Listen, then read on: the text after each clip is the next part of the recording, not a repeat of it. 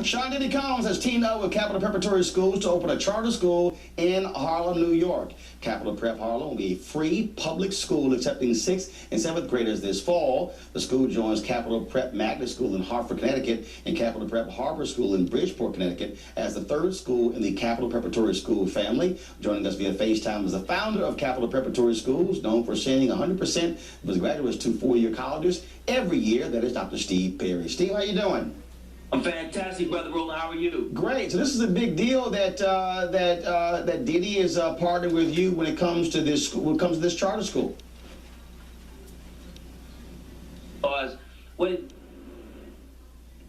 It brings us to a point where we show that it's not just us, the people who are on the ground pushing for this, but there are people who, traditional educational space, who want to be a part of the conversation. And so I'm excited by that. I'm also excited by the fact that this was his idea. It was you. So here's the deal. We're having some technical issues right here with Steve. So the guys do this here. So Steve, are you back there? You there? Yeah, I'm here. Okay, you said it was Diddy's idea. All right, so guys, do me a favor. Could you please get him on the phone versus get him on the phone versus the FaceTime there, and I'll go to our panel real quick. First of all, one of the things I think is important here, we have seen across the country there are a number of African Americans who are charter school operators, and a lot of people have this assumption that it's folks who are largely white, who are these billionaires, but there are African Americans out there across the country, whether it's churches or others, former educators who say, look, the law is there, we should be participating, taking advantage of teaching our kids. No, we should, and the state has done an abysmal failure as far as education. The public schools in this country are horrible. So if there's an opportunity for someone in the private sector to get involved, to put something in place where there is something that lacks, I'm in complete support of that. This is a $550 billion a year industry in terms of what states contribute to public education, and this is giving private sector access to $550 billion, the same way they did it with privatizing prisons, the same way they've done it with privatizing. But the public schools have not done well, Professor. And the reason the primary reason that public schools haven't done well, public schools did well for a very long time. It's with the cut in state budgets. It's with, after the Reagan administration, we went to doing away with block grants. We went away with doing away with revenue sharing, and the federal government taking away money that they're giving to states. Why can't federal government taking away the money that they were giving to the states, so the states then had to cut school budgets. To a great degree, it's a matter of resources. 1 second. And if we can give $4 billion a year to Israel, then we can take that money. 1 second. That money back. One second, Shermichael. Steve, you there on the line? I am, and I am listening to this brother who couldn't be more wrong if he was talking in a different language. This is absolutely absurd that we're having a conversation about resources when in Newark, New Jersey, you have $26,000 per pupil being spent, and still those children being failed. You couldn't spend any more money if you were sending kids to prisons. Why not stand down and recognize that there are schools that are working? If you truly care about the black community, then care about what works. Don't get caught up in traditionalism. Focus on what the children need. The children need access to quality education, the same quality schools that this brother's going to send his kids to. He ain't sending his kids to a failed urban school. You and I are going to send our children to the very best schools we can get our children into. And if it means moving to another place or applying to a lottery, we're going to do everything we can. And so we're at a point now where we've seen that in the hood, there are schools that are working, many of whom are charter, all of whom are choice. And we're going to do all we can to expand choice to make sure that our community can come out of the doldrums that we are in, because it is a crisis situation. Time to put politics away and put children first. Yolanda? But the fact of the matter is the mass majority of those students are still going to be stuck in those public schools with less resources.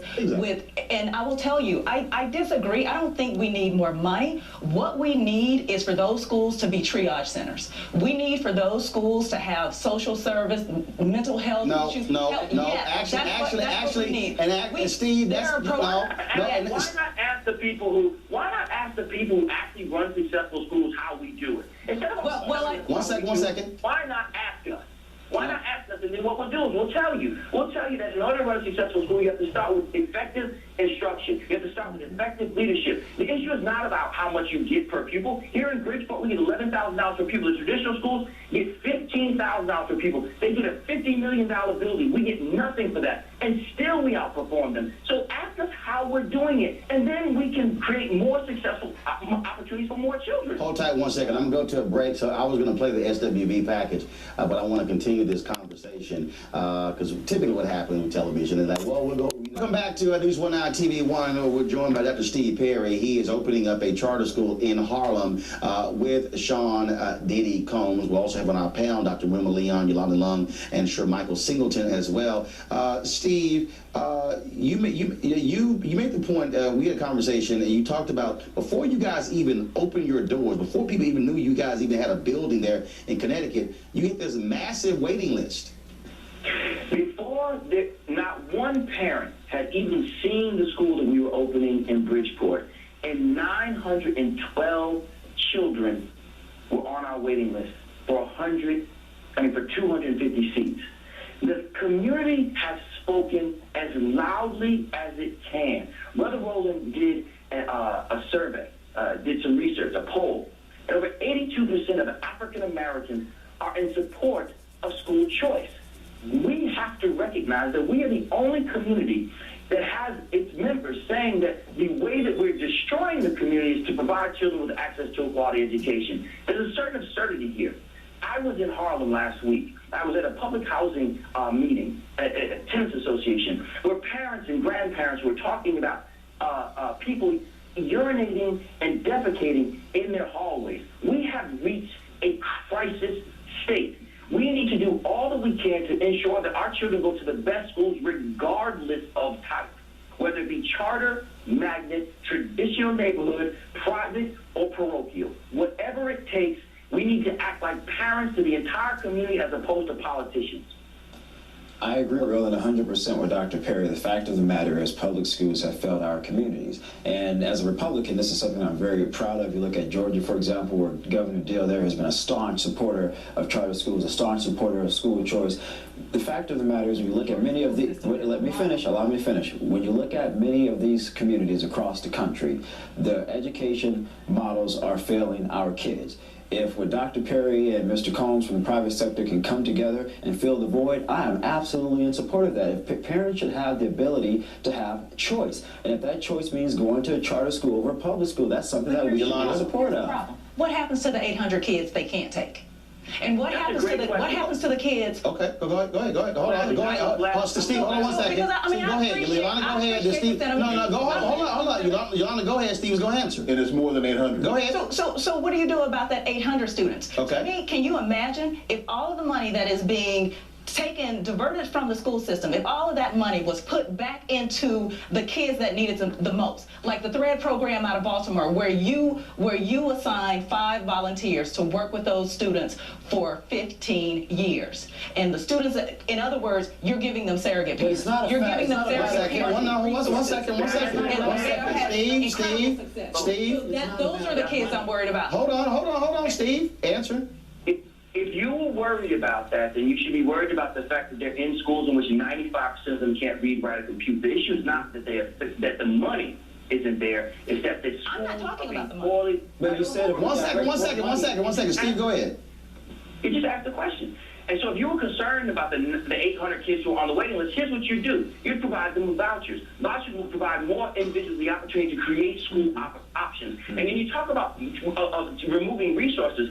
Why would you put tuition in a school where the child is no longer? If the child has left the school, why would you leave the money behind in a school where they do not attend? Why would you put 15? Well, let me ask you this. Hold on 1 second. We're in Washington, D.C., where I heard people say, oh my goodness, if we have charter schools in D.C., that's going to totally destroy the school system. Right now, you got 56-44 in terms of charter schools, traditional schools. And D.C. schools are still hold on. DC schools, but I can tell you this here, you can show you the data where those charter schools where they are outperforming. So here's the question. Here's the question. If you have a model right now where the school system still exists, you're serving a smaller populace. And so, as opposed to saying, there's a demand. But there's a demand. The cream is going to rise. No, see that? Oh no, that's absurd. That's absolutely absurd. That's absurd. I'm not saying that charter schools are not successful. That's not what I'm saying. What I'm saying is I'm concerned with those kids who remain at the bottom. But hold on. Steve, go ahead. Steve, you can provide vouchers for those kids to go to. One second. Those kids are the parents. Are the children whose parents are defecating and peeing in the Come on now, Steve, go ahead. Go ahead, Steve. Go ahead, Steve. 1 second, Steve, go ahead. Go ahead, Steve. Hold on. If she's so concerned about them, then free them from the failed schools. Why are we asking people who don't run schools and who never run a successful school how to run a successful school? Why don't we go to the people who've actually done it? I might be one of those people. And at that point, what I would tell you is what... Well, the facts don't lie. This is absolutely. Hold on. The facts don't lie. Now you can be dealing with a smaller population. You're dealing with, in many instances, with kids who are supposed to be the target population that wind up not being in the school. school. But hold on, both of y'all are making assumptions that are wrong. Y'all are making wrong assumptions. I'm not making assumptions. All right, Steve, first of all, you're not looking at the data because you're talking to somebody who took kids who came from those same places and they are succeeding. Roland. Steve Perry, 30 seconds. Steve Perry, 30 seconds. 85% of the children who are now in our school here in Bridgeport are reading, writing, and doing math below grade level. In our 6th grade, only 3 children who came in this year are at or above grade level out of 44.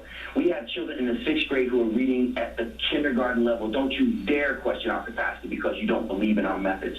We are the ones who are winning. And if you truly care about our kids as opposed to politics, then you would be behind us, fighting with us for our children. No, Steve, well, when is the school in Harlem going to open? School of Harlem is opening in the second week of August. We couldn't be more excited about it. All right, Steve Perry, we really appreciate it. Thanks a bunch. And we'll all right. I hope Dr. Perry is successful because he's proven already that when he gets children out of the public school systems that are definitely underperforming and he runs them through his system, that he brings them up to and above par, and 100% of the students that graduate through his school systems attend 4-year college and universities. So it's, again, here we go with people staying in the box instead of thinking outside the box, as 2 out of the 3 panelists on Mr. Martin's show have shown. And my problem, again, I think that public schools could be improved if they held teachers accountable, i.e. if 80% or less of their students weren't able to pass annual proficiency tests, that number one, those students would not be allowed to move forward into higher grades, and any teacher who showed that at least 80% of her students could not pass that test more than 2 years in a row would have to attend additional teaching programs to improve her proficiency skills in teaching while holding her job. Now, once taking those classes, if another 2 years worth of students were not able to pass annual proficiency tests, then that teacher should no longer have a job. And I'm sorry, but the unions, are holding bad teachers, protecting bad teachers just as much as they're protecting good teachers, and that's got to stop.